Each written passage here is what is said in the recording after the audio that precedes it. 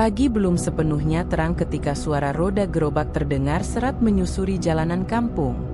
Bunyi lonceng kecil yang menggantung di sisi gerobak ikut berdering tiap kali roda menghantam batu kecil atau celah paving yang tidak rata. Itu tandanya Mas Bejo, si penjual bakso keliling, sudah mulai berkeliling. Bakso, bakso, suaranya berat, serak tapi cukup jelas untuk didengar warga kampung yang baru selesai subuhan. Mas Bejo dikenal sebagai orang yang sederhana. Wajahnya selalu nampak letih, tubuhnya kurus tapi keras, dengan sorot mata yang jujur. Setiap pagi, ia dorong sendiri gerobak baksonya dari kontrakan sempit di ujung gang sampai ke perempatan pasar. Kadang lanjut ke SD dekat masjid. Kalau lagi apes, bisa keliling sampai ke 3 kampung dan baru pulang malam. Baksonya bukan yang luar biasa. Kuahnya bening, sedikit lemak, bumbunya standar. Baksonya bulat-bulat kecil isi tepung lebih banyak dari daging. Tapi entah kenapa, anak-anak tetap suka. Mungkin karena murah, mungkin juga karena Bejo selalu ramah, mau senyum, mau ngasih bonus 1-2 bakso kalau tahu pembelinya langganan. Di kampung Ngadisari, tempat Mas Bejo tinggal dan jualan, semua orang tahu kejujuran dan kerja kerasnya. Ia tinggal bersama istrinya, Yanti, di rumah kontrakan petak 2 kamar yang dindingnya tipis dan lantainya masih semen kasar. Belum punya anak, tapi katanya sedang program.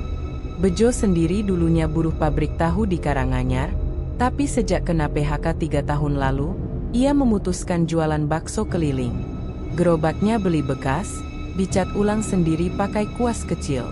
Waktu itu orang-orang sempat meremehkan, mana bisa hidup dari dorong gerobak tiap hari? Tapi Bejo cuek. Ia percaya, asal kerja keras dan gak nipu orang, rejeki pasti cukup.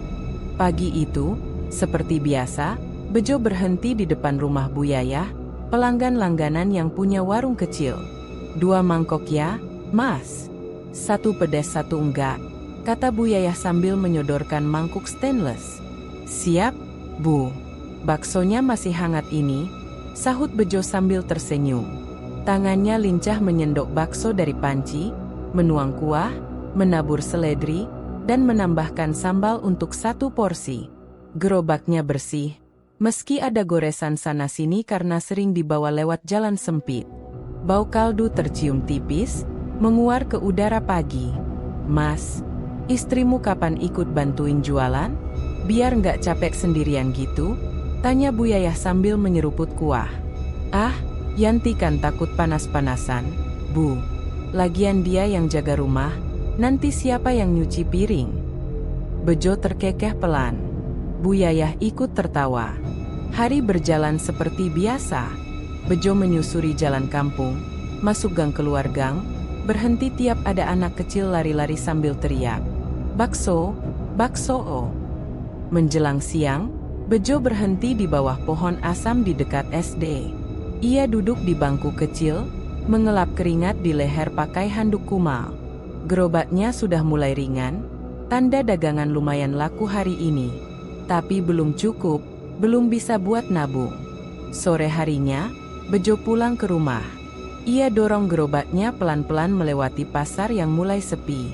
Wajahnya letih, tangannya pegal. Tapi ia tetap menyapa 1-2 orang yang dilewatinya. Sesampainya di rumah, Yanti sudah menunggu di teras. Laris enggak, Mas? Tanyanya sambil menyodorkan air putih. Lumayan. Cukup buat makan 2 hari, jawab Bejo sambil tersenyum kecil. Yanti mengangguk. Tak banyak kata, karena mereka memang sudah terbiasa hidup dalam kesederhanaan. Makan malam hanya nasi, sayur bening, dan tempe goreng. Tak ada keluhan, hanya sunyi yang akrab. Malam itu, Bejo duduk termenung di depan rumah.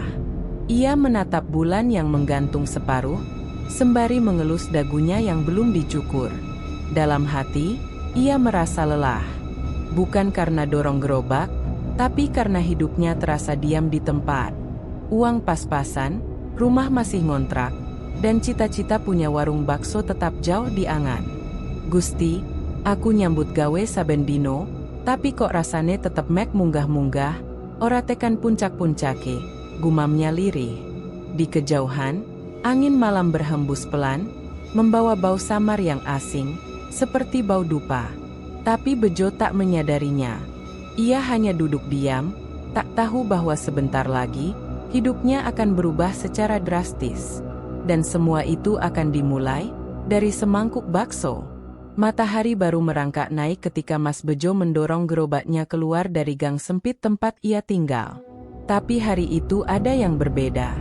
Bukan hanya dari caranya berjalan yang lebih tegap, atau baju lusuhnya yang tiba-tiba diganti dengan kemeja rapi bermotif kotak, melainkan juga dari gerobaknya, yang biasanya terlihat usang dan tergores di sana-sini, kini tampak seperti baru keluar dari bengkel cat.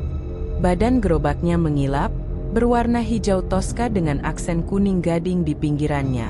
Tulisan, Bakso Bejo, asli Solo, terpampang besar dan tegas. Roda kayunya diganti dengan ban karet besar yang melaju mulus di atas paving kampung. Warga yang melihat hanya bisa tertegun. Walah, gerobak ke Mas Bejo saiki koyo gerobak kafe, gumam Pak Darmin, tukang tambal ban, sambil mengepulkan asap rokoknya. Bujum, yang sedang menyapu halaman, menimpali, "Nggak salah tuh, Mas Bejo? Wong kemarin masih gerobak reot, kok saiki wis kinclong ngono?" Bejo hanya tertawa kecil. "Rejeki nomplok, Bu. Ada yang nawari tukar tambah murah," katanya. "Kasihan lihat saya dorong gerobak tua terus." Tak ada yang benar-benar percaya, tapi karena Bejo orangnya dikenal jujur dan ramah, warga kampung memilih diam. Lagi pula, bukan urusan mereka jika seseorang sedang mujur.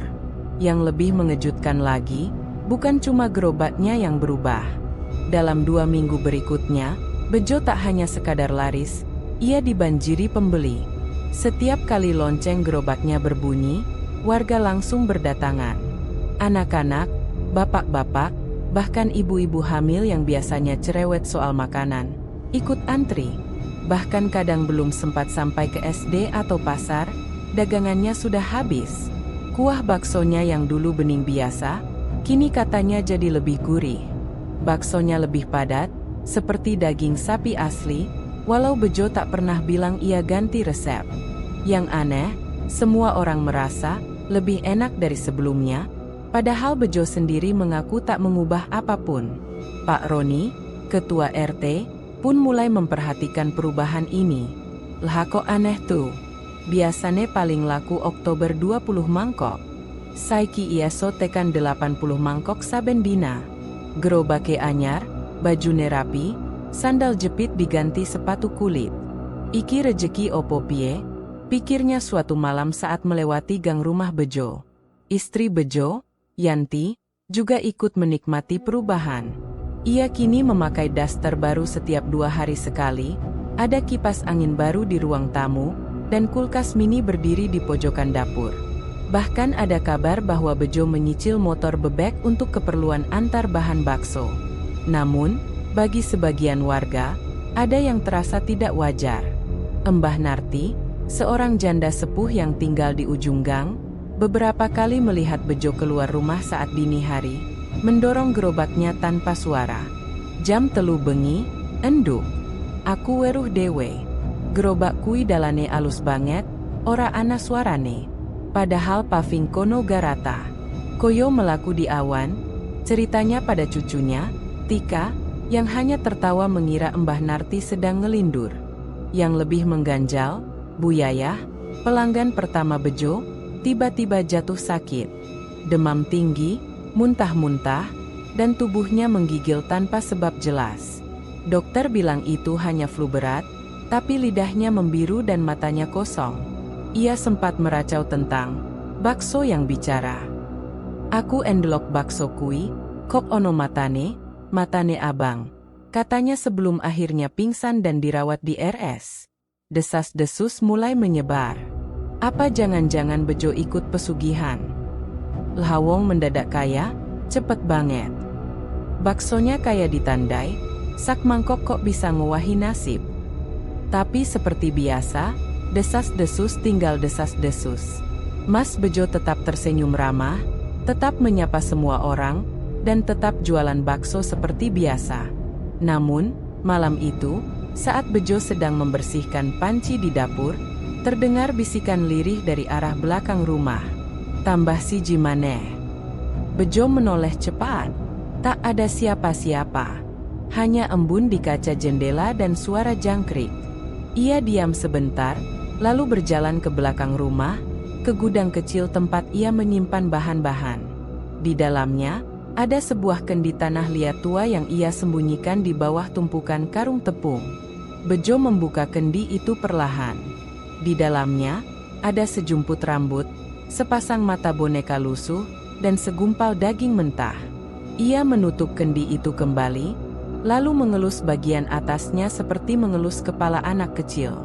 "Besok, aku bakal kasih tumbal baru." Ia tersenyum, lalu mematikan lampu. Beberapa hari setelah sakitnya Buyayah, suasana kampung Ngadisari mulai berubah. Tidak serta-merta mencekam, tapi perlahan-lahan seperti ada kabut tipis yang menyelimuti perasaan warga. Sesuatu yang tidak kelihatan, tapi bisa dirasakan. Malam-malam terasa lebih sunyi dari biasanya. Suara kodok dari sawah pinggir kampung masih ada, tapi terdengar jauh, seperti diredam. Angin yang biasanya berembus lembut, kini sering membawa aroma yang tidak biasa, seperti bau kemenyan yang baru dibakar, atau bau daging matang yang terlalu amis. Warga mulai memperhatikan bahwa gerobak Mas Bejo tak hanya muncul di pagi dan siang hari, tapi juga kadang-kadang terlihat melintas diam-diam di malam hari. Bukan malam biasa, tapi malam Jumat Kliwon atau saat bulan purnama menggantung penuh. Adalah Pak Leman, tukang ronda yang pertama kali bercerita ke warga lainnya. "Malam kemarin, sekitar jam 2, aku lihat gerobak baksonya Mas Bejo lewat depan pos ronda. Tapi anehnya, gerobake ora ana wong nih, kaya mlaku dewe. Aku sumpah, ora salah lihat." "Ah, mungkin kamu ngantuk, Pak," kata Mas Karto, teman rondanya. "Tapi aku juga nyium bau kemenyan. Padahal di sini nggak ada yang biasa bakar kemenyan tengah malam," lanjut Pak Leman, kali ini dengan nada tegas. Cerita itu menyebar ke penjuru kampung. Beberapa warga mulai membatasi anak-anak mereka jajan bakso, walaupun sebagian besar masih tetap membeli karena rasanya yang makin enak dan bikin nagih. Namun puncak keanehan terjadi 3 hari kemudian. Seorang pemuda bernama Tono, yang bekerja sebagai tukang parkir di pasar pagi, menceritakan pengalaman yang membuat bulu kuduk meremang. Waktu itu, sekitar jam 4 subuh, ia sedang duduk di pos parkir, menunggu pembeli pertama. Tiba-tiba terdengar suara lonceng kecil, seperti suara lonceng gerobak bakso. Tono menengok dan melihat gerobak bakso Mas Bejo muncul dari arah gang pasar. Tapi bukan itu yang membuatnya takut. Di belakang gerobak itu ada sosok tinggi besar, kulitnya abu-abu, matanya merah menyala, mulutnya lebar seperti robek, dan lidahnya menjulur panjang ke lantai. Sosok itu mendorong gerobak Bejo dengan tenang, seolah-olah itu hal biasa. Tono terpaku. Badannya kaku. Ia ingin lari, tapi kakinya tak bisa digerakkan. Sosok itu berjalan melewatinya, bahkan sempat menoleh. Matanya memancarkan cahaya merah menyala. Tapi setelah sosok itu lewat, semuanya tiba-tiba gelap. Tono pingsan, dan baru ditemukan warga setempat sejam kemudian dalam keadaan gemetar dan basah kuyup keringat dingin. Ia dilarikan ke puskesmas dan sempat tak bisa bicara selama 2 hari penuh. Ketika akhirnya bisa bicara, satu kalimat yang ia ucapkan adalah, "Ojo tuku bakso nalika wengi, ana sing ngeterke, dudu wong." Jangan beli bakso saat malam, yang mengantar bukan manusia. Kabar itu bikin geger satu kampung. Pak Roni pun mulai mengambil langkah. Ia mendatangi beberapa warga dan mengadakan pertemuan kecil di pos ronda. Dalam pertemuan itu, ia mulai menyusun rencana untuk menyelidiki Mas Bejo. "Kita nggak bisa langsung nuduh. Tapi terlalu banyak kejadian aneh. Kalau perlu, kita ikuti diam-diam," kata Pak Roni. Sementara itu, di rumah kecilnya, Bejo sedang duduk di dapur sambil menatap kendi tanah liat yang sama seperti malam sebelumnya. Wajahnya mulai berubah, bukan secara fisik, tapi sorot matanya tak lagi teduh, melainkan tajam dan kadang-kadang seperti menahan sesuatu yang menakutkan dari dalam dirinya. Yanti, istrinya, mulai merasa tak nyaman.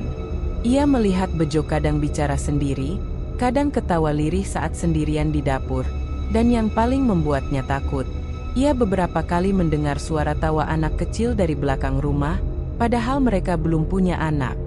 Minggu kemarin kamu bilang pengen ngajak aku jalan-jalan ke mall, Mas. Sekarang malah pulang malam terus, nggak jelas dari mana, protes Yanti suatu malam. Bejo hanya menjawab singkat, kerjaan, Yan. Bakso lagi rame. Tapi malam itu, Yanti melihat suaminya keluar rumah sambil membawa kendi tanah liat dan masuk ke dapur tanpa menyalakan lampu. Ia mengintip dari celah pintu dan melihat Bejo menuangkan sesuatu dari kendi ke dalam panci bakso besar. Cairan hitam pekat, seperti darah. Yanti menutup mulutnya agar tidak berteriak. Malam itu, ia menangis sendiri di kamar, mulai menyadari bahwa ada sesuatu yang sangat salah dengan suaminya. Dan di luar rumah, suara lonceng gerobak kembali terdengar. Tapi yang mendorong, bukan Bejo. Sore itu, langit Solo mendung, tapi belum turun hujan. Udara terasa pengap, membuat warga kampung Ngadisari lebih memilih diam di rumah. Hanya 1-2 anak kecil yang masih berlarian di depan pos ronda, dan sesekali terdengar bunyi sendal jepit beradu dengan aspal basah sisa gerimis semalam. Di dalam rumahnya yang terletak tak jauh dari musola, Pak Roni, ketua RT 07, sedang duduk di kursi rotan tuanya, menyesap kopi pahit tanpa gula. Wajahnya tampak murung. Pandangannya kosong menatap halaman, tapi pikirannya sibuk mengolah berbagai kejadian aneh yang terjadi belakangan ini. Satu demi satu cerita warga datang padanya, dari Pak Leman yang melihat gerobak berjalan sendiri, Tono yang pingsan melihat sosok bukan manusia mendorong gerobak, hingga Bu Yayah yang sampai sekarang belum sembuh total dan masih meracau soal bakso bermata merah. Ada apa ini sebenarnya? Mas Bejo dulu lugu, jujur, kerja keras. Tapi sekarang berubah. Terlalu cepat kaya. Terlalu banyak keanehan. Gumamnya pelan. Pak Roni tidak suka berprasangka, tapi ia juga tidak bisa tinggal diam jika warganya berada dalam bahaya. Apalagi setelah malam sebelumnya, seorang warga melapor bahwa ia mendengar suara seperti orang merintih dari dalam dapur Bejo sekitar pukul 2 dini hari. Aku kira suara TV, Pak. Tapi lhawong suarane kaya wong nangis dicampur suara wedus ngembit. Jelas Pak Rudi, tetangga samping rumah Bejo. Malam itu, setelah salat Isya, Pak Roni memutuskan mendatangi rumah Bejo. Ketika ia tiba, gerobak bakso Bejo sudah diparkir rapi di samping rumah. Rodanya masih basah, seolah baru saja digunakan. Lampu dapur menyala samar, dan aroma kuah kaldu menyeruak ke udara. Tok tok tok. Assalamualaikum, panggil Pak Roni sambil mengetuk pintu kayu yang sudah agak lapuk. Tak lama, pintu dibuka oleh Yanti. Wajahnya pucat, kantung matanya hitam, rambutnya agak berantakan. Waalaikumsalam. Oh, Pak Roni. Monggo, masuk, katanya pelan. Mas Bejo ada, Mbak? Yanti ragu sejenak, lalu menjawab, ada di dapur, Pak. Lagi nyiapin bahan buat besok. Pak Roni masuk, duduk di kursi kayu ruang tamu. Yanti buru-buru menuangkan teh panas ke cangkir dan duduk di seberangnya. Bejo muncul dari dapur beberapa menit kemudian. Ia memakai kaos putih dan celana pendek. Tangannya masih bau kaldu. Tapi yang paling mencolok adalah matanya, tajam, seperti tak mengenali siapa-siapa. Tatapan itu membuat Pak Roni sedikit merinding. Walah, Pak Roni, ada apa malam-malam? Sapa Bejo, datar. Saya cuma pengin ngobrol, Mas, tentang keadaan kampung. Banyak warga resah, jawab Pak Roni hati-hati. Resah soal apa? Pak Roni mengambil napas panjang.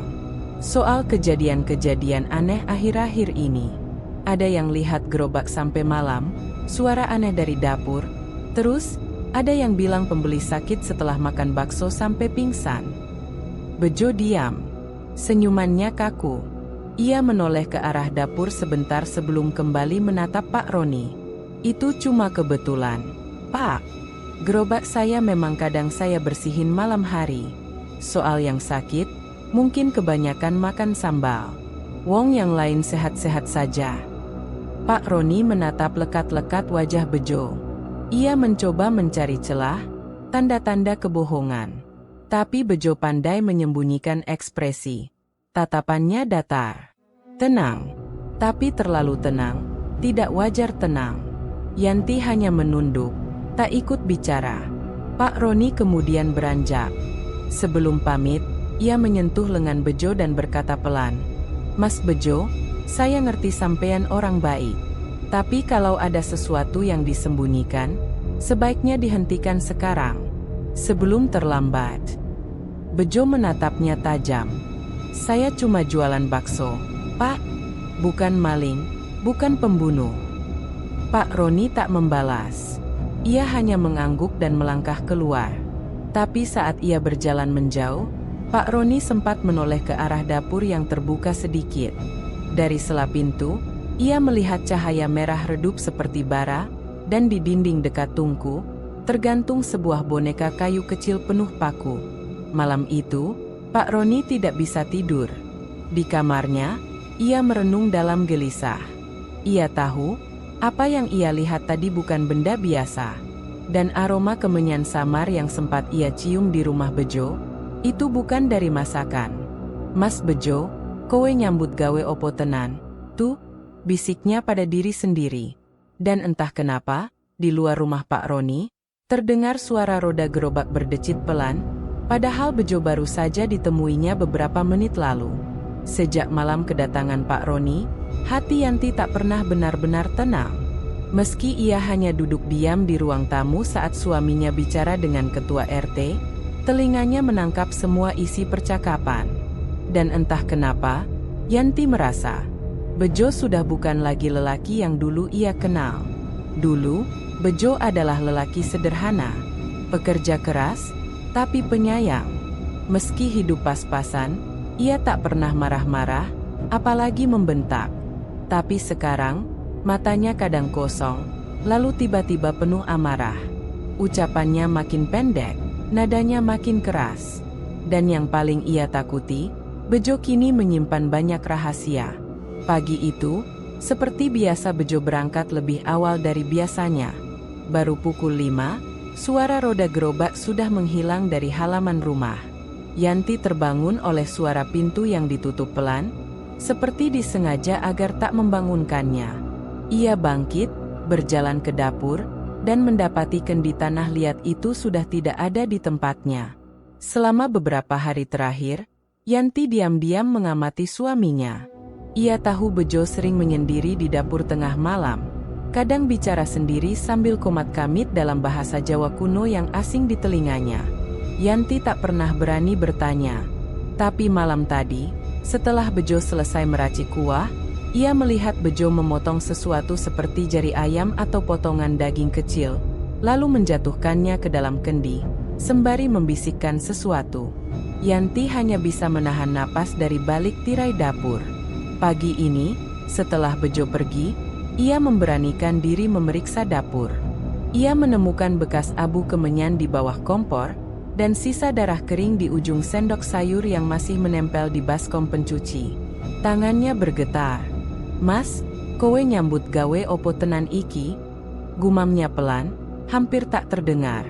Siangnya, ia menyambut Wahyu, teman kecil Bejo, yang datang dengan alasan mampir silaturahmi. Tapi dari wajahnya, Yanti tahu Wahyu punya maksud lain. Maaf, Mbak, saya cuma khawatir sama Mas Bejo. Sudah 2 minggu ini banyak yang aneh. Saya pernah lihat dia masuk rumah tua di pinggir Kali Anyar jam 3 pagi, kata Wahyu dengan lirih. Yanti terdiam. Saya gak mau nuduh apa-apa, Mbak. Tapi saya rasa, Mbak juga mulai curiga, kan? Tanya Wahyu pelan. Yanti menunduk. Air matanya menetes pelan, tapi ia cepat mengusapnya. Dulu, Mas Bejo pulang bawa uang 50.000, rasanya sudah senang. Sekarang bisa belanja jutaan, tapi wajahnya dingin. Ngomong sama saya kayak ngomong sama batu. Kadang tidur, tapi ngoroknya kayak orang sesak. Pernah, jam 2 malam, dia ngomong sendiri sambil ketawa, padahal saya pikir dia tidur. Wahyu menatap serius. Saya tahu rumah tua yang dia datangi. Di situ tinggal orang tua namanya Mbah Karto. Konon dia dukun pesugihan. Banyak yang pernah datang ke sana, tapi gak pernah balik lagi. Yanti mematung. Nama itu baru pertama kali ia dengar. Mas Wahyu, saya takut. Saya gak ngerti harus ngapain. Tapi saya yakin, ini bukan usaha biasa. Saya lihat sendiri, ada kendi. Di dalamnya ada kayak, rambut, dan daging. Wahyu mengepalkan tangan. Kalau gitu, kita harus selidiki. Tapi pelan-pelan. Saya gak mau Mbak Yanti kenapa-kenapa. Malam itu, Yanti tidak bisa tidur. Bejo pulang lebih larut dari biasanya. Wajahnya tampak lelah, tapi bukan lelah biasa. Matanya merah, seolah habis menangis atau tidak tidur sama sekali. Ia langsung masuk dapur tanpa menyapa Yanti, mengambil kendi dari balik lemari, lalu membawanya ke kamar. Yanti mengikuti pelan dari belakang, menahan napas. Dari sela pintu yang tidak tertutup sempurna, ia melihat Bejo duduk bersila di atas kasur, kendi tanah liat di pangkuannya. Di depannya terbakar dupa hitam yang mengeluarkan asap tebal. Bejo melafalkan sesuatu sambil memejamkan mata, suaranya berat, serak, seperti bukan suaranya sendiri. Tiba-tiba, Bejo berhenti, membuka mata, dan menatap langsung ke arah pintu. Mau ngintip sampai kapan, Yan? Suaranya datar, tapi dinginnya seperti pisau.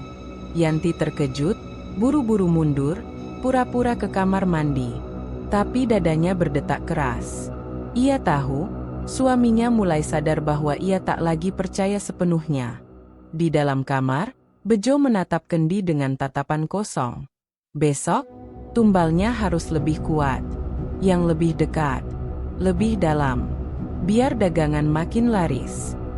Di luar, angin malam bertiup pelan membawa aroma darah dan dupa, menyusup ke pori-pori kampung yang mulai menolak tidur. Langit sore menghitam lebih cepat dari biasanya. Hujan rintik-rintik turun perlahan, menyisakan aroma tanah basah dan dedaunan layu. Jalan kampung mulai sepi, hanya suara kodok dan sesekali lolongan anjing dari kejauhan yang menemani senja menuju malam.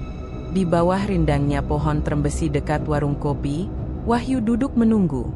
Jaket ojek online-nya sudah dilipat dan disampirkan di atas motor. Ia tak sedang narik sore itu. Hari ini waktunya menyelidiki sesuatu yang sudah lama mengganjal di hatinya. Kemana sebenarnya Bejo pergi saat malam-malam aneh itu? Ia sudah mengikuti Bejo 2 kali, tapi malam ini ia yakin akan lebih dekat dengan jawaban. Siang tadi, Yanti diam-diam memberitahunya bahwa Bejo keluar sekitar jam 11 malam, membawa kendi tanah liat seperti biasa. Tak banyak bicara, hanya pamit keluar sebentar dan akan pulang sebelum subuh. Tepat pukul 11 lewat sedikit, Wahyu melihat Bejo melintas dari kejauhan.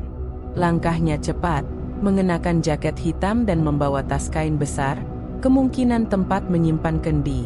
Gerobaknya ditinggal. Wajahnya gelap tertutup bayang-bayang pohon dan lampu jalan yang remang. Wahyu mengikuti dari belakang, menjaga jarak sekitar 15 meter.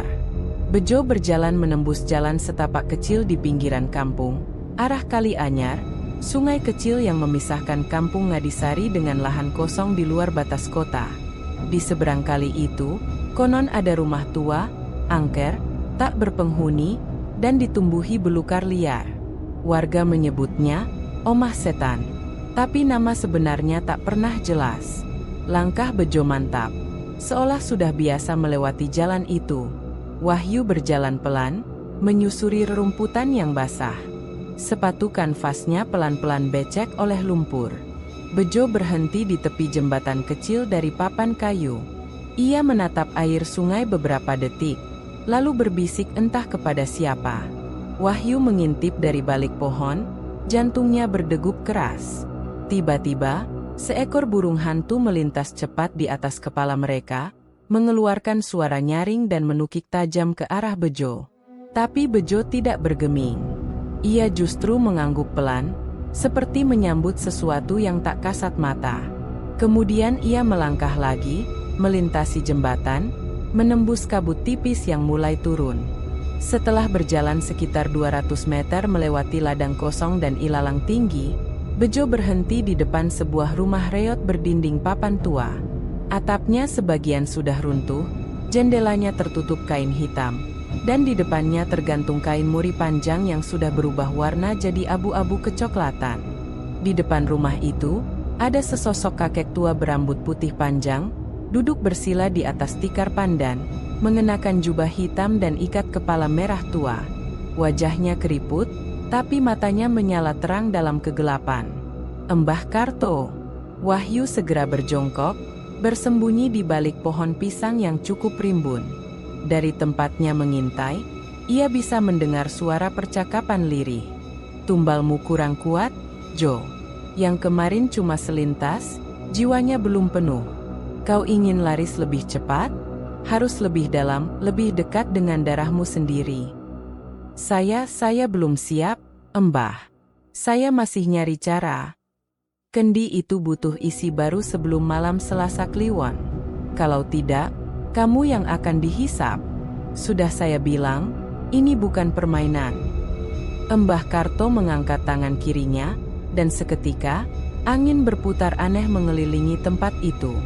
Daun-daun beterbangan meski tidak ada tiupan. Wahyu merasa sesak. Udara di sekitarnya menjadi berat dan dingin, seperti dililit kabut dari dalam tanah. Lalu Mbah Karto melanjutkan, kamu harus pilih, istrimu, atau saudara darahmu. Bejo terdiam. Wajahnya pucat, tangannya mengepal. Tapi ia tak menjawab. Ia hanya menunduk, lalu mengangguk pelan. Mbah Karto tersenyum, tapi senyumnya bukan seperti manusia biasa. Senyum itu dingin, tak punya belas kasihan. Ambil kendi ini. Letakkan di bawah ranjang malam ini. Biarkan dia memilih sendiri siapa yang datang dalam mimpi. Kalau yang datang perempuan, ambil rambutnya saat ia tidur. Kalau laki-laki, ambil darahnya. Jangan gagal. Bejo menerima kendi baru, berwarna hitam pekat dengan ukiran aksara Jawa kuno di sekeliling lehernya. Ia mencium bagian atas kendi itu, lalu menyembunyikannya dalam tas. Wahyu menahan napas. Jantungnya serasa mau pecah. Apa yang baru saja ia lihat dan dengar, di luar nalar. Bejo pamit dan berjalan kembali menuju kampung. Wahyu tetap bersembunyi sampai suara langkahnya menghilang. Saat ia ingin berbalik dan pulang, tiba-tiba ia dikejutkan oleh suara berat dari arah rumah. Kamu pikir saya tidak tahu kamu di situ, Cah Nom? Wahyu membeku. Mbah Karto menoleh langsung ke arah tempatnya bersembunyi, padahal mata kakek itu tampak kosong seperti tidak fokus. Tapi arah bicaranya jelas. Jangan ganggu urusan Bejo. Kalau tidak, kamu yang masuk kendi duluan. Wahyu langsung lari sekencang mungkin, menembus gelap, hujan, dan kabut. Nafasnya memburu, tubuhnya gemetar, tapi ia tahu satu hal. Apa yang ia lihat malam ini, harus disampaikan pada Yanti, secepatnya.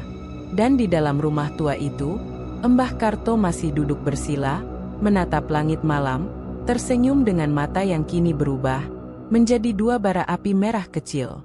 3 bulan lalu, ketika dagangannya makin sepi dan utang mulai mengejar dari segala arah, Bejo duduk sendirian di ujung pasar.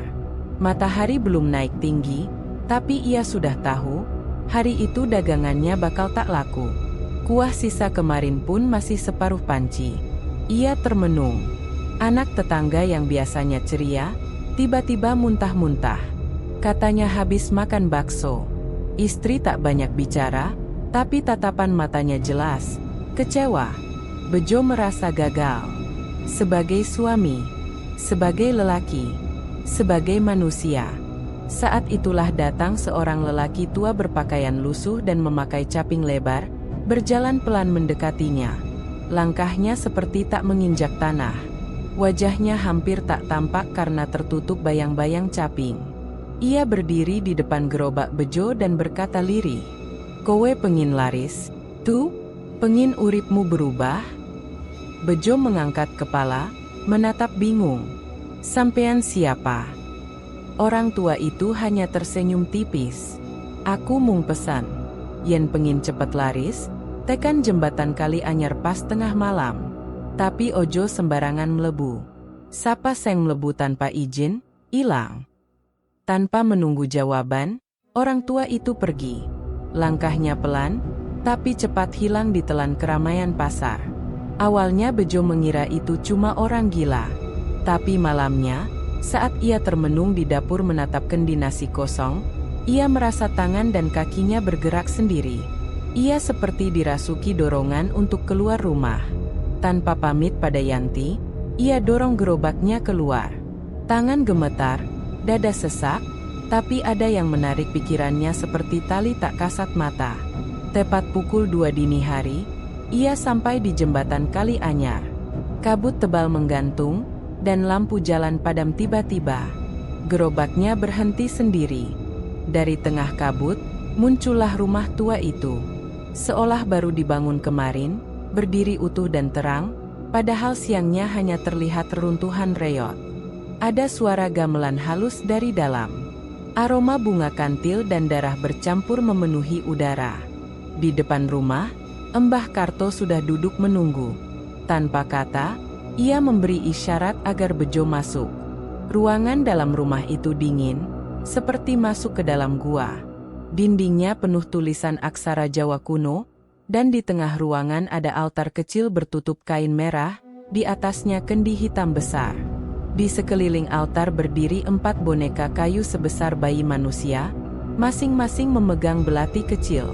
Bejo duduk bersila di hadapan Embah Karto. "Kalau kamu cuma pengen laku sehari 2 hari, sana, balik. Tapi kalau kamu mau daganganmu gak akan pernah basi, gak akan pernah sepi, kamu harus kasih darah." Bejo terdiam.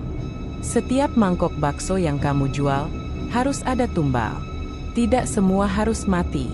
Kadang cukup 1 helai rambut. Tapi makin banyak kamu jual, makin haus kendinya." Bejo masih diam. "Gak bisa ditawar. Tapi kamu gak akan diminta semua langsung. Cukup 1 persatu. Dan sebagai gantinya..." Embah Karto membuka kain merah dari kendi itu. Di dalamnya, ada segumpal daging kecil yang terus berdenyut. Seperti jantung. Dan ketika Bejo menatapnya, jantung itu berdetak cepat, seirama dengan detak jantung Bejo. "Kalau kamu setuju, taruh setetes darahmu di sini. Dengan itu, kamu masuk perjanjian." Bejo masih ragu. Tapi tiba-tiba matanya menangkap sesuatu di sudut ruangan. Bayangan sosok hitam dengan mata merah berdiri membelakanginya. Besar, napasnya berat. Dan dari arah altar, terdengar suara yang bukan dari dunia ini. "Tanda tangani dengan darahmu, atau seluruh tubuhmu akan jadi kendinya." Bejo panik, tangan gemetar, tapi sudah terlambat. Pisau kecil muncul di depan kakinya. Ia seperti kehilangan kendali atas tubuhnya sendiri. Dengan gerakan perlahan, ia goreskan jari telunjuknya dan meneteskannya ke dalam kendi. Begitu darahnya jatuh ke daging dalam kendi, ruangan langsung gelap total. Saat Bejo sadar, ia sudah berada di dapur rumahnya. Gerobaknya di samping, kendi hitam di rak dapur. Tak ada bekas luka di jari, tapi di telapak tangannya kini muncul goresan tipis berbentuk lingkaran berisi aksara Jawa. Sejak hari itu, dagangannya berubah. Baksonya lebih kenyal, kuahnya makin harum, dan entah kenapa, pembeli selalu datang, bahkan tanpa dipanggil. Tapi mulai hari itu juga, Bejo sadar, ia bukan lagi pedagang biasa. Ia telah menjadi bagian dari sesuatu yang tidak bisa ia kendalikan. Dan kini, setelah perjanjian darah itu, kendinya mulai minta tumbal yang lebih berat, lebih dalam. Di rumah, kendi yang disimpan di bawah ranjang mengeluarkan suara pelan. "Yang, Ki." 2 minggu setelah Bejo menerima kendi baru dari Mbah Karto, kampung Ngadisari tak lagi seperti dulu. Suasana yang sebelumnya hangat dan penuh gotong royong berubah menjadi suram, penuh bisik-bisik dan pandangan was-was. Satu persatu warga mengalami kejadian janggal. Pagi itu, Bu Rini, ibu 2 anak, ditemukan terbaring lemas di dapur rumahnya. Mulutnya berbuih, dan matanya menatap kosong ke arah langit-langit rumah. Tak ada luka, tak ada tanda-tanda kekerasan. Tapi anak sulungnya, yang baru berumur 7 tahun, berkata, "Ibu semalam mimpi makan bakso sama orang yang mukanya hitam kayak gosong. Pas bangun, ibu udah nggak bisa gerak." Di RT sebelah, Pak Sumanto, pensiunan guru yang jarang keluar rumah, ditemukan tak bernyawa di kursi ruang tamu, dengan sisa kuah bakso yang masih hangat di gelas plastik di depannya. Anehnya, istrinya bersumpah tidak ada penjual yang datang pagi itu. "Bakso itu tiba-tiba ada di meja, Pak. Saya kira dia beli semalam. Tapi saya lihat sendiri, semalam dia gak keluar rumah." Dalam 1 minggu, 4 warga jatuh sakit, dan 2 diantaranya meninggal. Dokter puskesmas hanya bisa menyebut kemungkinan gagal jantung mendadak. Tapi semua korban punya satu kesamaan. Pernah makan bakso Bejo dalam 3 hari terakhir. Pak Roni, yang sejak awal sudah curiga, kini makin yakin bahwa Bejo bukan lagi pedagang biasa. Ini sudah bukan soal rejeki lancar, ini soal tumbal jiwa, bisiknya pada Wahyu saat mereka bertemu diam-diam di pos ronda. Wahyu mengangguk, wajahnya tegang. "Saya udah lihat sendiri, Pak. Waktu di rumah tua itu, Bejo benar-benar terikat sama pesugihan. Saya yakin kendi itu bukan tempat biasa, isinya hidup, Pak." Mereka sepakat untuk menyelidiki lebih dalam. Tapi sebelum bisa bergerak, kampung sudah lebih dulu diteror oleh kejadian-kejadian yang membuat semua orang ketakutan. Malam Jumat Kliwon, seorang anak kecil bernama Nimas kerasukan setelah lewat di depan rumah Bejo. Tubuhnya kejang, matanya melotot, dan mulutnya mengeluarkan suara berat seperti orang tua yang sedang mengancam. "Bakso, darah, kendi, kembalikan, kembalikan." Warga yang melihat langsung panik. Nimas langsung dibawa ke mushola dan dibacakan ayat-ayat suci oleh Pak Hashim, ustaz kampung. Tapi butuh 2 jam dan 3 orang untuk menahan tubuh kecil itu yang mendadak sekuat pria dewasa. Setelah sadar, Nimas berkata pelan, "Aku tadi lihat Mas Bejo. Tapi dia punya 2 kepala. Satu ketawa, satu nangis." Malam itu, warga mulai menghindari gerobak Bejo. Tapi anehnya, dagangannya tetap habis. Ketika mereka diam-diam mengintip, gerobak itu tetap laris, tapi bukan warga kampung yang beli. Pembelinya orang-orang asing, dari luar kampung, atau bahkan orang yang entah dari mana datangnya. Ada yang datang jalan kaki diam-diam dari arah sawah. Ada yang tiba-tiba sudah berdiri di depan gerobak, tanpa suara langkah. Dan semua pembeli itu tak pernah terlihat wajahnya jelas, selalu tertutup topi, kain, atau berdiri membelakangi cahaya. Wahyu mencoba merekam dengan kamera ponsel, tapi hasilnya buram. Gambar bergetar, suaranya hanya dengungan berat seperti suara lebah dalam gua. Sementara itu, di rumahnya, Yanti mulai sakit-sakitan. Perutnya mual setiap malam. Kadang tubuhnya panas, lalu dingin seperti es. Ia mulai bermimpi aneh, makan bakso di tengah kuburan, dikelilingi orang-orang dengan wajah kosong dan tangan penuh luka bakar. Suatu malam, saat Bejo pulang larut, Yanti berusaha menegur, "Mas, sampai kapan kita hidup kayak gini? Aku gak sanggup." Tapi Bejo hanya menatapnya dengan mata merah. Ia tidak menjawab. Ia hanya membuka kendi hitam itu di depan Yanti, dan dari dalam kendi, keluar suara seperti rintihan manusia.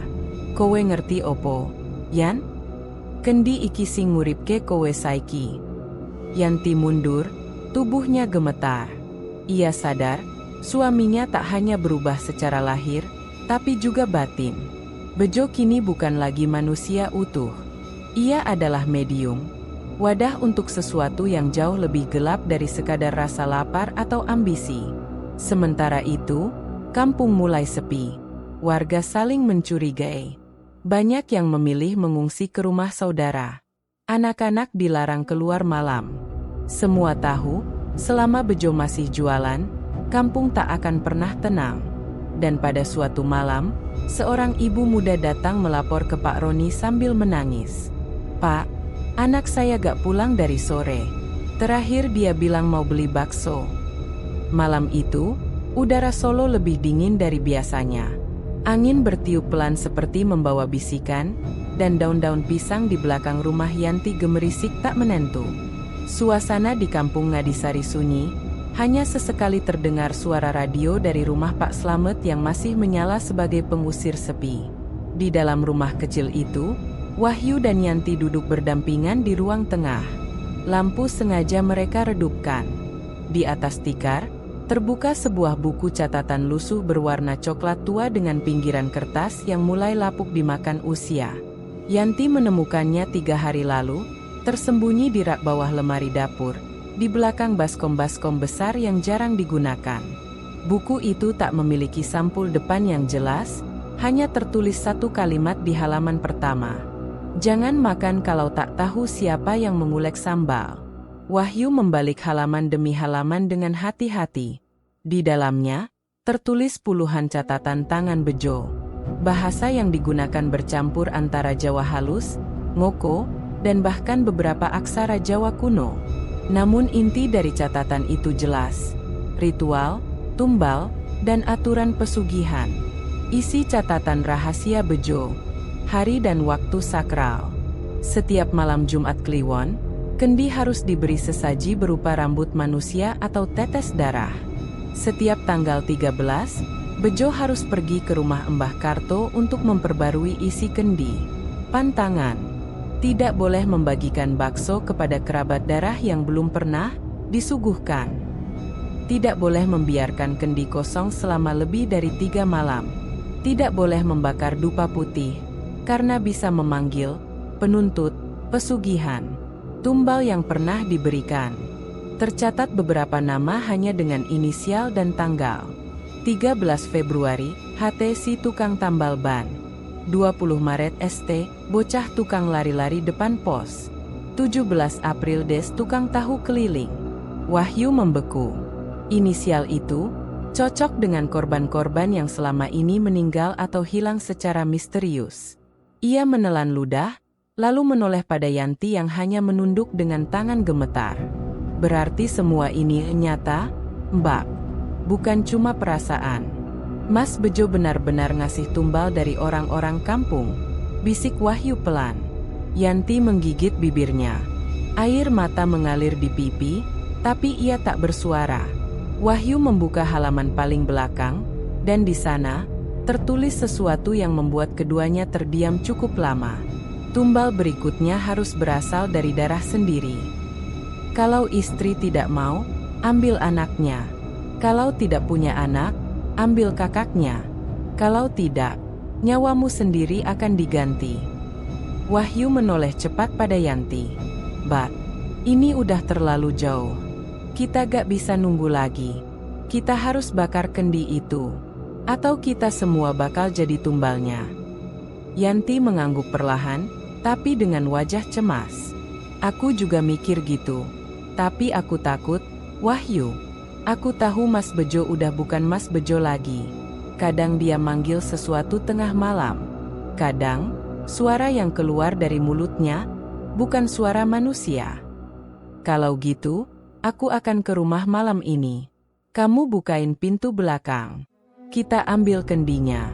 Kalau bisa, kita bawa ke Pak Hashim atau Pak Roni. Mereka pasti bisa bantu." Yanti ragu, lalu menatap Wahyu dalam-dalam. "Kalau nanti Mas Bejo tahu, dia bisa bunuh kita, yuk." Wahyu menggenggam tangan Yanti, matanya tegas. "Kalau kita diam, lebih banyak lagi yang mati. Termasuk kamu." Tepat jam 1 dini hari, Wahyu menyelinap ke belakang rumah. Yanti sudah menunggu dengan pintu terbuka sedikit. Rumah itu gelap, Hanya suara kipas angin yang berderit. Bejo belum pulang dari jualan, atau mungkin memang sedang ke tempat Mbah Karto. Mereka tak punya banyak waktu. Yanti memandu Wahyu masuk ke kamar. Kendi itu disimpan di bawah tempat tidur, dibungkus kain hitam dan dikelilingi bunga kantil layu. Saat Wahyu menyentuhnya, tubuhnya langsung menggigil. Kendi itu dingin, sangat dingin, dan terasa berdenyut, seperti memegang tubuh hidup. "Cepat, Yu. Bungkus aja pakai karung," bisik Yanti. Tapi sebelum sempat mereka bergerak lebih jauh, pintu depan terbanting keras. "Bro!" Suara langkah berat menggema dari ruang tamu. Lalu terdengar suara yang sangat familiar, tapi dengan nada parau dan pelan. "Yan, kamu ngapain?" "Bejo." Tapi suara itu bukan Bejo. Lebih mirip suara dari dalam sumur dalam. Yanti langsung menarik Wahyu dan menyuruhnya bersembunyi di kolong ranjang. Ia sendiri menutup kembali kendi dengan kain hitam dan duduk di kasur pura-pura tertidur. Bejo masuk. Langkahnya pelan, menyeret sandal. Wajahnya basah kuyup, entah karena hujan atau keringat. Matanya merah, tapi yang paling mengerikan, wajahnya seperti lebih panjang dari biasanya. Kulitnya mengendur. Ia berdiri di depan kasur, menatap istrinya lekat-lekat, lalu berkata pelan, "Kendine wis ngomong, Yan. Ana wong liya nang omah iki." Yanti tak menjawab. Bejo perlahan menunduk, lalu menyentuh kendi di bawah ranjang. Ia menyeringai, "Kowe pengin mateni aku, tuh? Kowe karo cah edan nang pasar iku, Wahyu." Kali ini, Yanti bangkit berdiri. Matanya menatap Bejo dengan marah, tapi juga takut. "Mas, iki semua udah kebangetan. Aku istrimu, tapi sampean wis ngorbanke warga kampung. Bocah-bocah ilang, ibu-ibu mati mendadak. Kowe mikir iki biasa?" Bejo tertawa. Tertawa seperti orang kerasukan. Lalu mendekat, menarik kendi, dan berbisik ke arahnya. "Saiki giliranmu, Yan." Tapi sebelum Bejo sempat bergerak lebih jauh, Wahyu keluar dari kolong ranjang dan menghantam kepala Bejo dengan gagang pacul. Sekali, dua kali, Bejo terhuyung. Tapi anehnya, tidak roboh. Ia justru berdiri tegak, dan dari mulutnya, keluar suara tertawa dari 4 arah. Seperti ada lebih dari satu sosok dalam tubuhnya. "Ore."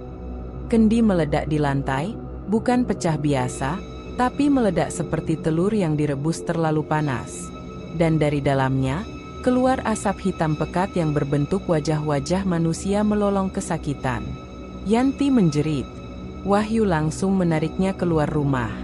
Mereka lari ke arah mushola, mencari pertolongan. Tapi sebelum jauh, mereka sempat menoleh ke belakang.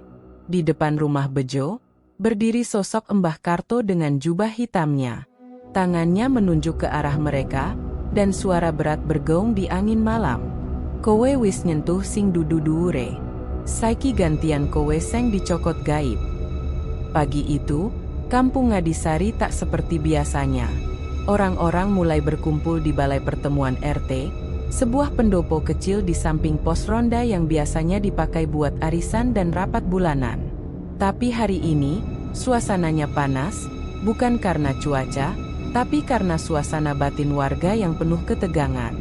Pak Roni, ketua RT yang sudah 3 kali menjabat, berdiri di tengah ruangan. Di tangannya ada buku catatan Bejo yang diberikan oleh Wahyu malam sebelumnya, lengkap dengan saksi dari beberapa warga yang sudah lama mencurigai hal-hal janggal seputar gerobak bakso Bejo. Warga mulai berbisik-bisik. Bu Rini, yang suaminya meninggal tiba-tiba, duduk di barisan depan sambil memeluk anaknya. Pak Slamet, yang anaknya kesurupan, menunduk, menggenggam topi. Dan di pojok belakang, berdiri seorang lelaki dengan wajah tertutup masker, jaket lusuh, dan tatapan kosong ke arah depan. Itu Bejo. Pak Roni memulai pertemuan dengan suara tenang, meski wajahnya menyimpan bara. "Bapak Ibu Sedoyo, maaf saya ganggu pagi-pagi. Tapi saya pikir, kita gak bisa diam lagi. Sudah banyak kejadian aneh, banyak korban, dan semua mengarah pada satu titik, dagangan bakso Mas Bejo. Ruangan langsung riuh.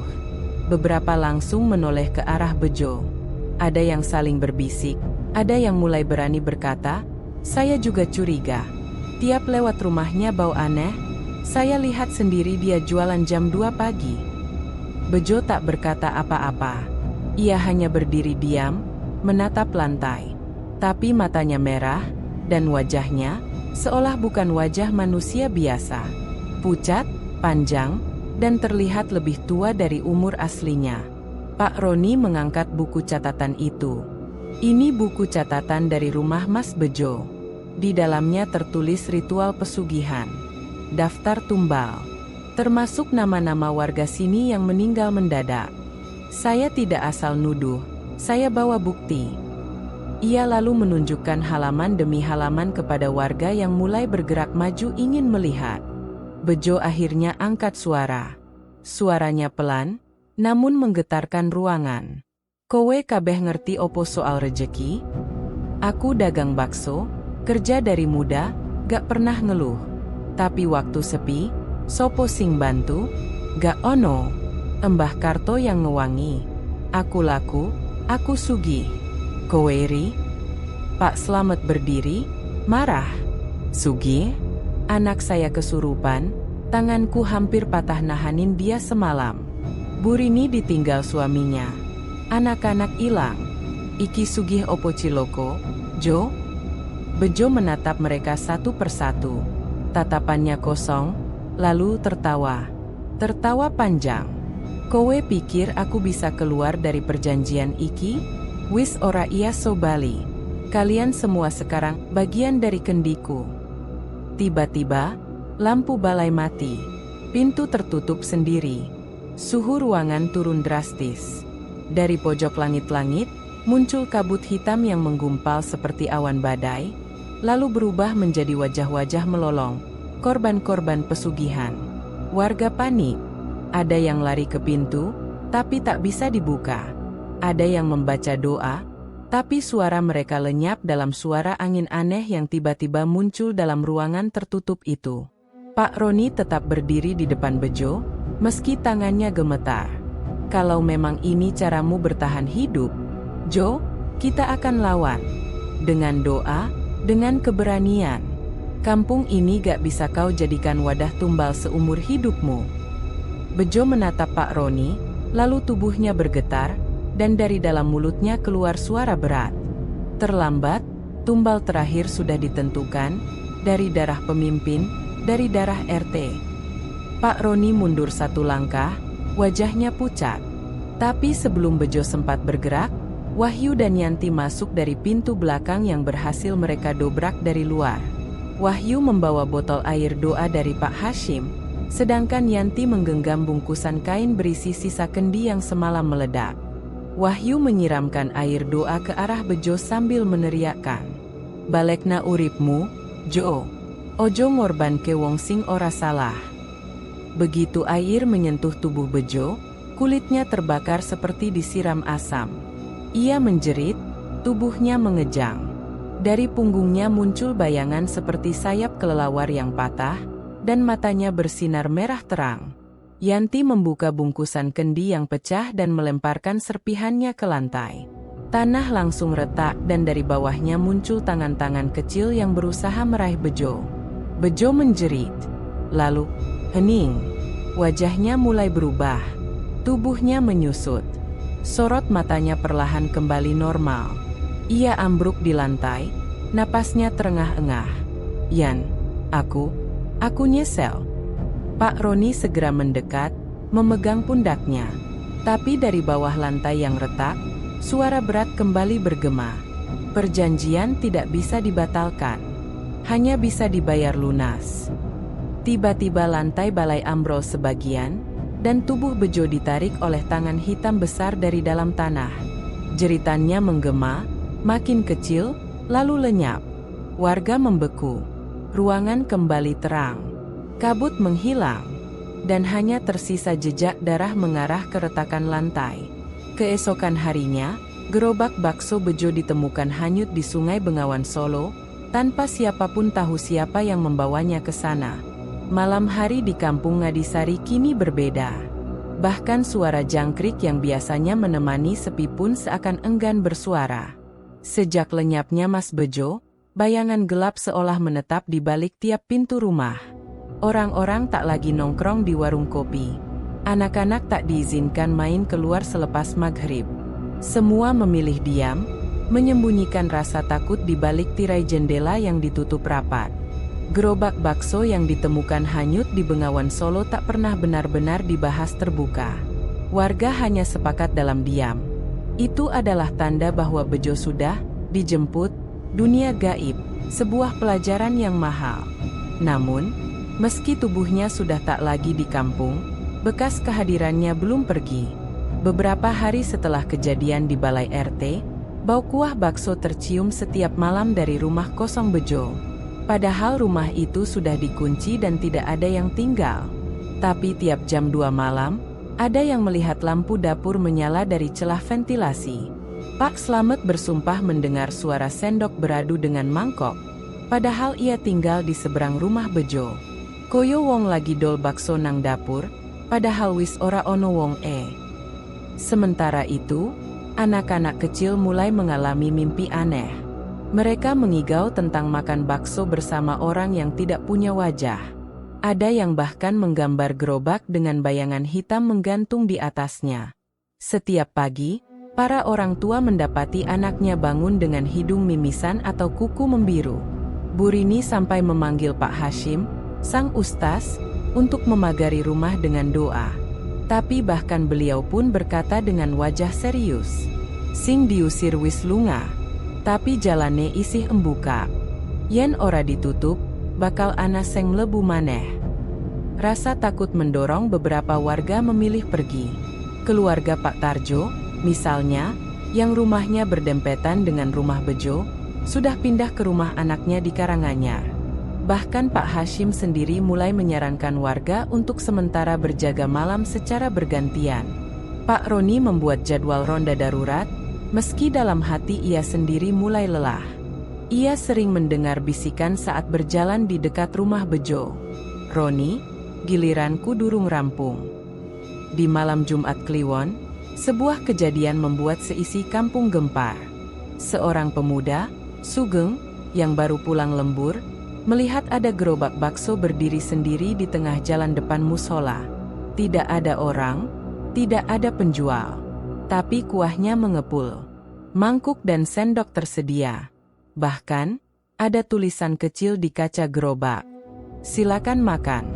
Gratis. Tapi jangan habiskan." Sugeng, dalam rasa takut dan penasaran, mencoba mengambil gambar gerobak itu. Tapi kameranya tak bisa memotret. Setiap kali menekan tombol, layar ponselnya hanya menunjukkan wajahnya sendiri dalam posisi tidur, dengan mata terbuka. Ia pingsan di tempat. Paginya, warga menemukan mangkuk bakso bekas di tempat yang sama, dan darah segar menetes dari dasar gerobak yang sudah kosong.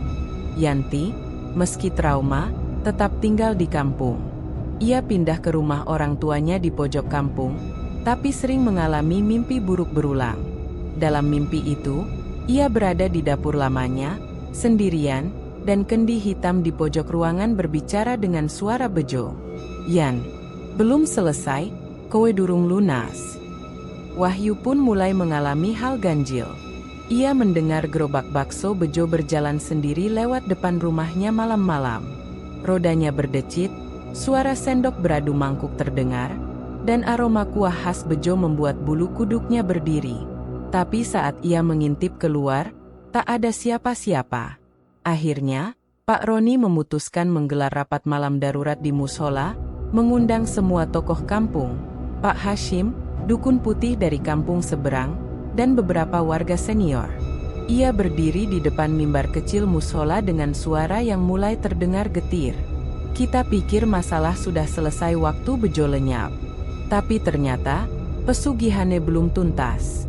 Kita harus tutup jalur gaibnya. Kita harus hancurkan sisa-sisa ritual itu, sebelum ada korban berikutnya." Dukun putih itu, Embah Suradi, angkat suara. Ritual kaya ngono iku ora bisa mung diputus. Harus dilawan. Tapi ojo sembarangan. Sing nindakake pesugihan wis ilang. Tapi, jalure, isih kebuka. Yen ora disegeli, bakal ono seng mlebu, mungkin luwih edan, lebih lapar. Warga saling pandang. Suasana musola seperti kuburan. Semua sadar, jalan pulang dari kengerian ini belum selesai. Dan malam itu, suara sendok dari arah rumah Bejo terdengar lagi. Tapi kali ini, disertai suara anak kecil menangis. Sejak kepulangan Wahyu malam itu, Yanti tak pernah benar-benar tidur. Matanya sembab, wajahnya pucat, dan tubuhnya makin kurus. Ia tahu, Bejo telah hilang, secara fisik. Tapi jiwanya belum benar-benar pergi. Ada sesuatu yang masih mengintai, terutama di malam-malam sunyi ketika angin hanya berhembus dari arah rumah tua di ujung kampung. Malam-malam tertentu, Yanti mendengar suara kaki melangkah pelan di pekarangan rumah orang tuanya, padahal tak ada siapa-siapa.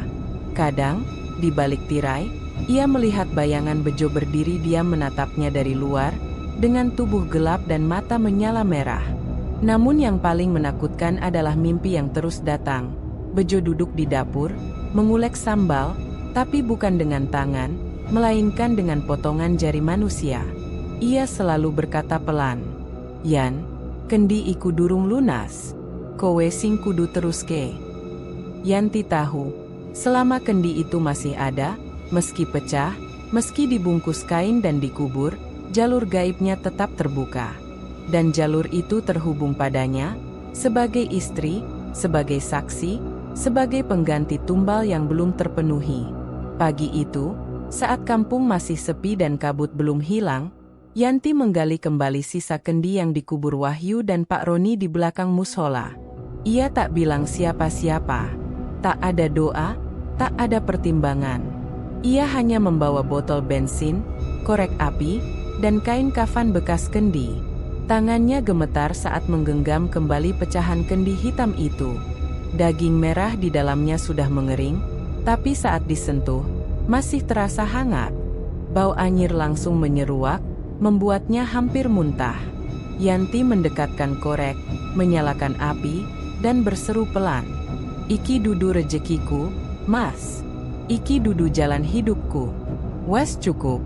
Mugo Gusti ngeparingi pangapunten." Kain terbakar cepat. Kendi meledak kecil.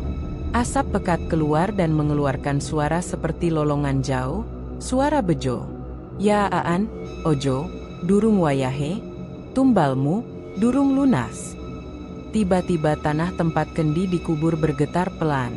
Angin mendadak berputar liar. Yanti terpental jatuh, api membesar sendiri, seperti disiram minyak gaib. Dan dari tengah kobaran, muncul sesosok bayangan hitam menyerupai Bejo. Tubuhnya hangus, matanya kosong. Yanti tersadar di dalam rumah. Tubuhnya lemah. Tapi saat ia membuka mata, di depannya duduk Bejo, seperti sedia kala, mengenakan kaos putih penuh noda, dan celana pendek. Tapi ini bukan Bejo. "Mas?" Yanti bertanya dengan suara parau. Bejo hanya tersenyum, senyum yang dulu Yanti kenal.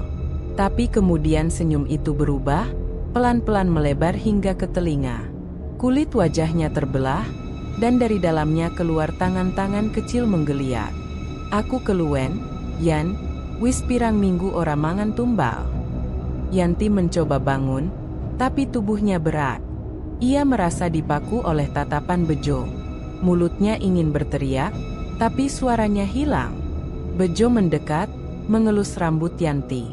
"Kowe wes dadi janjiku sing terakhir. Sak durunge kabeh diilangke." Tiba-tiba pintu rumah didobrak. Wahyu, bersama Pak Roni dan Pak Hashim, masuk membawa air doa. Mereka membaca ayat-ayat suci, dan saat air mengenai tubuh Bejo, "Sra!" Bayangan hitam itu menjerit, tubuhnya menyusut, wajahnya mencair seperti lilin panas. Bejo berubah menjadi kabut hitam, berputar di udara dan menabrak dinding. mengeluarkan suara lengking tak manusiawi, sebelum akhirnya lenyap lewat celah-celah angin jendela. Yanti langsung roboh, pingsan. Yanti terbangun di rumah orang tuanya, dengan Wahyu duduk di sampingnya. Ia menangis. Tangis yang lama ia tahan. Pelan tapi penuh luka. "Wis rampung, Mbak, kendine wis ilang. Mbak wis ora didatengin maneh." Pak Hashim kemudian menjelaskan, ritual pesugihan seperti ini tak akan benar-benar hilang, tapi bisa ditutup. Dan dengan pembakaran kendi, serta keberanian Yanti menghadapi bekas suaminya, jalur itu akhirnya bisa ditutup dari sisi manusia. Tapi sebelum mereka pulang, Pak Hashim memberi peringatan. "Tapi ojo lali, jalur semacam iki ana ing endi-endi. Kadang orang butuh hak kekendi. Kadang, cukup rasa iri, gelo, lan nepsu sugih sing ora sabar. Kui sing embuka lawang pesugihan." Namun kampung belum sepenuhnya tenang. Karena satu hal ganjil mulai terjadi di pasar pagi. Orang-orang melihat gerobak bakso tua muncul lagi. Berdiri diam, tanpa penjual. Tapi uap kuahnya masih mengepul. Kabut tebal menyelimuti jalanan menuju pinggiran kota Solo, tepatnya ke arah Dusun Karangsari, tempat di mana Mbah Karto tinggal. Tempat itu sudah lama dikenal warga sebagai lokasi yang tidak bersih, jarang disinggahi orang, bahkan tukang ojek pun enggan mengantar kalau tidak benar-benar dipaksa. Namun pagi itu, Wahyu, Pak Roni, dan Mbah Suradi, Dukun Putih, nekat berangkat menuju sana. Dengan satu tujuan, menghentikan Mbah Karto, menutup jalur pesugihan yang telah menyedot nyawa warga kampung Ngadisari. Rumah itu berdiri di tengah kebun bambu yang sunyi, dengan atap seng karatan dan dinding papan rapuh. Di halamannya terdapat sumur tua tanpa tutup, dan di depannya tergantung bendera merah usang yang berkibar walau angin tidak berembus. Pak Roni bergidi. "Rasane kayak mlebu kuburan." Mbah Suradi hanya berdehem. Ia mencabut segenggam daun kelor, menaburkannya di sekeliling halaman, lalu menancapkan keris kecil di tanah. "Omah iki ora kosong. Omah iki urip. Ojo sembarangan ucapan." Saat mereka mendekat ke beranda, pintu rumah tua itu terbuka sendiri, berderit lambat seperti mengundang. Dan di dalamnya, Mbah Karto duduk bersila, mengenakan kain hitam dan sorban kelabu. Tubuhnya kurus, tapi sorot matanya tajam, terlalu tajam untuk orang setua itu. Di sebelahnya, berdiri kendi besar berwarna merah darah, penuh ukiran dan lilin menyala. "Sugeng rawuh, para tamu sing pengin nutup daganganku." Pak Roni melangkah maju. Wajahnya tegas meski tubuhnya gemetar. "Kowe wis nyebabke pati ewong kampungku. Warga ilang, anak-anak kesurupan. Bejo saiki ilang. Cukup, Mbah. Wayahe nutup jalur kowe." Mbah Karto tertawa pelan, suaranya bergaung tak alami. "Jalur iki dibuka karo wong-wong sing pengin sugih cepat. Aku mung dagang, Roni. Kowe pengin nutup warungku? Oke. Tapi sopo sing gelem embayar kerugian?" Wahyu maju, menggenggam botol berisi air doa. "Aku ora gelem endeleng kampungku dadi korban maneh. Iki waktune sampeyan diadili." Mbah Karto berdiri perlahan. Dan begitu ia mengangkat tangan kanannya, dinding rumah mendadak menghitam. Lilin meletup. Bayangan berwujud bejo muncul dari kendi besar, bersama wajah-wajah tumbal yang menjerit. Suasana jadi dingin. Angin berputar di dalam rumah tertutup. Mbah Suradi mulai membaca mantra. Tangannya membentuk mudra, dan dari keris kecil yang ditancapkan di luar rumah, cahaya putih masuk ke ruangan, melingkupi tubuh Wahyu dan Pak Roni. Pertarungan pun terjadi. Mbah Karto mengeluarkan asap hitam yang berubah menjadi cakar-cakar gaib, mencakar dinding spiritual pelindung mereka. Mbah Suradi memanggil kekuatan leluhur tanah Jawa, menciptakan lingkaran api yang membakar bayangan tumbal satu persatu. Wahyu mengguyur kendi merah dengan air doa, membuat isinya mendesis seperti darah mendidih. Mbah Karto mulai kehilangan kendali. "Kowe ora bakal isa nutup jalur iki." Rejeki iku kudune bebas. Yen kowe ora gelem sugih, minggir. Pak Roni maju dengan doa kuat, menghantam tubuh bayangan Bejo dengan Al-Quran kecil yang dibungkus kain putih. Tubuh itu terpelanting dan menguap perlahan, menyisakan suara ratapan Bejo. Maaf no aku, Yan. Wahyu. Aku mung pengin anakku ora larat. Embah Karto akhirnya terdorong mundur. Wajahnya terbakar cahaya dari keris Embah Suradi. Ia menjerit, tubuhnya berubah menjadi sosok ular besar bersisik emas. Lalu terbelah dua oleh cahaya putih dari langit-langit rumah. Kendi merah pecah sendiri, meledak jadi abu. Asapnya mengepul ke atas, lalu lenyap. Rumah Embah Karto mulai roboh pelan-pelan. Dindingnya retak, atapnya ambruk, dan dari dalam tanah keluar suara desir seperti ribuan bisikan yang tertelan angin. Embah Suradi menancapkan satu lagi keris ke tanah, menutup jalur yang baru saja tertutup. Ia berkata, jalur pesugihan iki wis ditutup, tapi sing pengin sugih tanpa usaha, bakal nemokake jalur anyar. Iki ora pungkasan, iki mung istirahat. Wahyu dan Pak Roni kembali ke Ngadisari membawa napas lega. Tapi mereka tahu, tugas belum selesai. Mereka harus mengingatkan warga, menjaga kampung, dan memastikan tak ada lagi yang tergoda tawaran kekayaan gelap. Malam itu, langit di atas Ngadisari bersih. Tak ada bau bakso, tak ada suara gerobak. Tapi Wahyu sempat melihat kain merah kecil tertinggal di dekat musala. Kain itu seperti pernah dilihat sebelumnya. Kain penutup kendi Bejo. 3 hari setelah rumah Embah Karto roboh dan jalur pesugihan ditutup, kampung Ngadisari mulai terasa tenang. Tak ada lagi suara sendok beradu mangkok tengah malam. Tak ada bau kemenyan di angin pagi. Tak ada anak kecil yang menjerit saat lewat depan rumah kosong.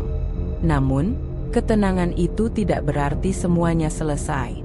Karena bagi beberapa orang, terutama Yanti dan Wahyu, ada satu hal yang belum tuntas. Keberadaan arwah Bejo. Bukan jasadnya yang dicari, tapi ruhnya, yang sejak pecahnya kendi, belum pernah menampakkan kepulangan. Yanti masih sering bermimpi tentang Bejo. Tapi kini mimpinya tidak lagi menakutkan. Dalam tidurnya, ia melihat Bejo duduk di pinggir sungai, memakai kaos lusuh, dan sesekali menatap langit sambil tersenyum murung. Yan, aku wis ngelanggar janji, saiki giliran aku disurung. Yanti selalu terbangun dengan perasaan kosong. Seperti ditinggal seseorang yang pernah dicintai, namun juga telah menyakiti terlalu dalam. Wahyu juga mendapat firasat. Ia bermimpi berjalan menyusuri jalan sunyi di tengah hutan, dan dari kejauhan mendengar suara roda gerobak berdecit, pelan, menjauh, makin lama makin samar. Pada malam Jumat Kliwon, rumah Bejo yang selama ini kosong tiba-tiba terang benderang. Tetangga melihat lampu menyala dari semua jendela. Ada suara wajan mendidih. Ada bayangan orang mondar-mandir di dapur. Bahkan ada yang mencium aroma kuah bakso yang sama seperti dulu. Pak Roni, Wahyu, dan Yanti memberanikan diri mendekat. Pintu rumah itu terbuka sendiri, mengayun pelan seperti mengundang masuk. Dan di dalamnya, Bejo sedang berdiri di depan tungku, memakai celemek. Tangan kanan memegang sendok kuah, tangan kiri memegang mangkok. Matanya kosong. Tubuhnya tampak normal, tapi kakinya tidak menyentuh lantai. Ia melayang sedikit, dan di sekitarnya, angin berputar seperti pusaran gaib. Yanti mendekat perlahan. "Maaf?" Bejo menoleh. Senyum kecil muncul. "Yan, matur nuwun. Kowe wis berani. Wis mbebaske aku. Tapi aku ora bisa bali. Jalanku wis beda. Aku melanggar perjanjian, lan saiki, aku kudu dibayar." Di saat itu, terdengar dentuman dari arah luar. Tanah bergetar pelan. Dari kejauhan, terdengar gamelan Jawa mengalun lirih, tapi temponya pelan dan menyeramkan, seperti iringan jenazah. Pak Roni mengusap keringat dinginnya. "Iki tandha Bejo bakal dijemput." Pukul 12 malam, suara gamelan semakin dekat. Dari arah jalan kampung, muncul arak-arakan gaib. 4 makhluk berjubah hitam membawa usungan kayu yang di atasnya terbentang anyaman bambu berbentuk keranda. Di kiri kanan mereka, berdiri sosok-sosok tanpa wajah memegang lilin menyala. Di belakangnya, Mbah Karto muncul kembali. Tapi tubuhnya bukan tubuh manusia. Ia kini setengah ular, setengah bayangan, dan matanya seperti lubang hitam. "Bejo, jiwamu wis kadung dikontrak. Kowe wis nglanggar. Saiki, awakmu kudu dadi tumbal." Bejo menunduk. Ia menatap Yanti dan Wahyu untuk terakhir kalinya. "Aku nyesel, tapi rasa nyesel ora iso mbatalke perjanjian. Ning ati, aku ngarep kowe kabeh iso urip tenanan. Ora kaya aku." Kemudian tubuh Bejo terangkat pelan dari lantai. Kaki-kakinya melayang, lalu mengarah ke usungan bambu. Ia tidak melawan, tidak menjerit, tidak menangis, hanya pasrah. Begitu tubuhnya menyentuh usungan itu, semua cahaya padam. Gamelan berhenti, dan arak-arakan itu berjalan perlahan meninggalkan kampung, melintasi angin malam yang sunyi, masuk ke hutan, dan hilang seperti kabut pagi. Keesokan paginya, gerobak bakso Bejo ditemukan terdampar di tepi sungai Bengawan Solo. Roda depannya bengkok, kuahnya sudah kering. Di kaca depannya tertulis dengan arang, "Aku wes dibayar. Tapi nek kowe pengin sugih cepet, kene wae. Tak ajari carane." Warga gempar. Tapi Pak Roni segera menyerukan kepada semua, "Aja diangkat, aja digerakno. Gerobak iki kudu dibuang, disegel, lan dilupakan." Dan hari itu, mereka mendorong gerobak ke tengah sungai, mengikatnya dengan batu, dan menenggelamkannya di dasar Bengawan Solo. Yanti kembali menjalani hidup pelan-pelan. Ia membuka warung kecil, bukan bakso, melainkan wedangan. Wahyu tetap jadi ojek online, tapi kini kadang membantu RT menjaga malam. Kampung Ngadisari pelan-pelan pulih. Tapi trauma itu tetap ada, karena mereka tahu, setiap kali seseorang jadi kaya terlalu cepat, pasti ada yang tidak kelihatan sedang dibayar. Pagi itu, pasar tradisional Manahan di Solo ramai seperti biasa. Pedagang sayur, ikan, bumbu dapur, dan pakaian bekas memenuhi lorong-lorong sempit. Ibu-ibu menawar harga, tukang becak duduk bersila menunggu penumpang. Semua tampak biasa saja. Namun tepat di tengah keramaian itu, sesuatu yang tidak biasa muncul. Sebuah gerobak bakso. Tua. Kayunya lapuk. Kacanya buram seperti bekas kabut. Tapi uap kuah hangat mengepul dari dalam panci besar yang masih menyala, seolah baru dimasak. Tidak ada penjual. Tidak ada mangkuk lain. Hanya satu mangkuk bakso panas, lengkap dengan sambal dan kerupuk, tersaji di atas meja kecil di samping gerobak. Seorang pria paruh-baya, Pak Darmo, penjual tempe langganan di pasar itu, menghentikan langkahnya. Ia menatap mangkuk bakso itu sambil bergumam, "Sopo seng ninggal?" Ia mendekat, mengendus uap kuahnya. Aromanya sangat familiar. Sama persis dengan bakso Mas Bejo, gurih, pedas, dengan aroma seledri dan bawang goreng khas yang tak pernah bisa ditiru siapapun. Orang-orang mulai berkumpul, membentuk kerumunan kecil. "Apa ini promosi? Bakso gratis ya?" "Lah, kok cuma satu mangkok tuh?" Seorang pemuda mendekat, mengambil sendok, dan hendak menyuap, tapi sebelum kuah menyentuh bibirnya, tiba-tiba ia menjatuhkan sendok itu. Matanya membelalak. "Barusan, aku lihat wajahku sendiri, nang kuah Orang-orang terdiam. Angin mendadak berembus pelan. Dan di kaca buram gerobak itu, tulisan samar muncul dengan sendirinya, seolah digores oleh jari tak terlihat. "Jangan makan bakso dari orang yang terlalu cepat kaya." Petugas pasar segera memindahkan gerobak itu. Tapi begitu disentuh, gerobak itu hilang. Tak meledak, tak menghilang perlahan, tapi benar-benar tidak ada. Seperti tidak pernah ada. Kejadian itu menyebar ke seluruh Solo. Orang-orang mulai berhati-hati jika bertemu pedagang yang tiba-tiba sukses. Tidak sedikit yang mendoakan usahanya lambat, tapi berkah. Karena mereka tahu, rezeki cepat kadang bukan rezeki, tapi jerat. Wahyu menuliskan semua kisah ini dalam buku kecil yang disimpan di laci rumahnya. Di halaman terakhir, ia menulis, "Mas Bejo adalah kawan yang salah jalan. Tapi dari dia, kami semua belajar. Sugih iku becik, nek liwat dalan sing bener. Tapi nek dalanmu lewat tumbal, kowe bakal nyambut, gawe dadi tumbal sabanjure." Wahyu. Sampai hari ini, di beberapa kampung di pinggiran Solo, cerita tentang pedagang bakso yang tiba-tiba kaya lalu menghilang masih dibisikkan dari mulut ke mulut. Dan kadang, di malam hari, jika kau berjalan sendirian melewati jalan sepi, kau mungkin akan mencium aroma kuah bakso. Tapi jangan menoleh. Dan jangan sekali-kali mencicipi. Karena kau tak pernah tahu, apakah bakso itu datang dari dunia ini, atau dari dunia sebelah. Kalau kamu suka cerita seperti ini, jangan lupa like kalau kamu menikmati ceritanya. Subscribe supaya gak ketinggalan cerita horor lokal berikutnya. Dan share ke temanmu yang suka kisah mistis, tapi juga penuh makna dan pelajaran hidup. Cerita seperti ini bakal terus hadir, bukan cuma buat menakut-nakuti, tapi juga buat mengingatkan, bahwa di balik setiap keinginan, ada harga yang harus dibayar. Sampai jumpa di kisah selanjutnya.